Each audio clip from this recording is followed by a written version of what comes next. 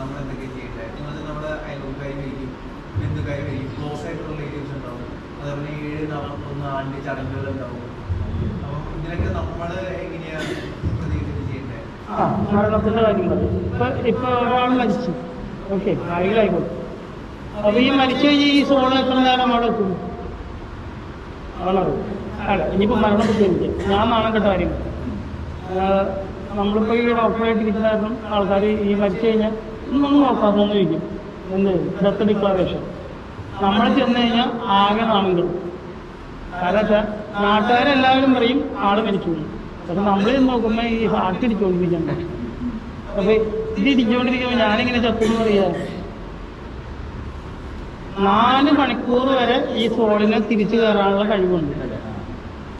അതുകൊണ്ടാണ് ചത്ത് കഴിഞ്ഞാൽ ഉടനെ മൂക്കിലും വായയിലും ചെവിയിലും ഒക്കെ കഞ്ഞി വെച്ച് അടച്ചു വയ്ക്കണം. പിന്നെ ആരും അകത്തേക്ക് ഇറങ്ങും. മനഃപൂർവ്വം ചെയ്യണതാ. കാലുകൊണ്ടുണ്ടോ, കാലിന്റെ വിരൽ രണ്ടും ഇങ്ങനെ വെച്ചിട്ടും തള്ളവിരൽ കെട്ടിവെക്കും. കാരണം അപ്പൊ ഈ ഓർഫേസ് അടിഭാഗം ഇതൊക്കെ ക്ലോസ് ആയി തന്നെ ഇരിക്കാനുള്ളൂ. ഏത് ഓട്ടക്കുടയാണെങ്കിലും കയറും. പുറത്തേക്ക് പോകണം ഏതെങ്കിലും ഒരു ഓട്ടക്കുടയാ, നവതാരത്തിക്കൂടെ ഏതെങ്കിലും ഒരു നവതാരത്തിക്കൂടെ പോകും. അപ്പൊ അതിനുവേണ്ടി ഇതൊക്കെ അടക്കും.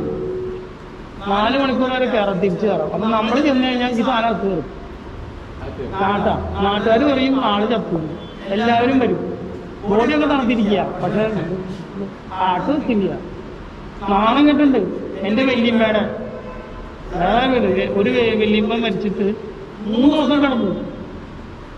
ആൾക്ക് കണ്ണ് വലിയ ഇതിന് കൃഷ്ണമണി അനങ്ങൂല. അപ്പൊ ചത്തു എന്ന് പറയാം. ശരീരം മൊത്തം നടക്കും, പക്ഷെ ആത്മാവ് പോകില്ല.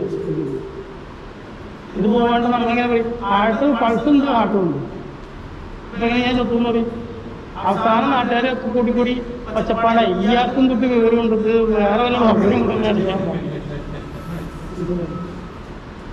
ഇപ്പൊ ഞാൻ പോകാറില്ല. അതാണ് നാണം കിടന്നല്ലോ ആൾക്കാർ.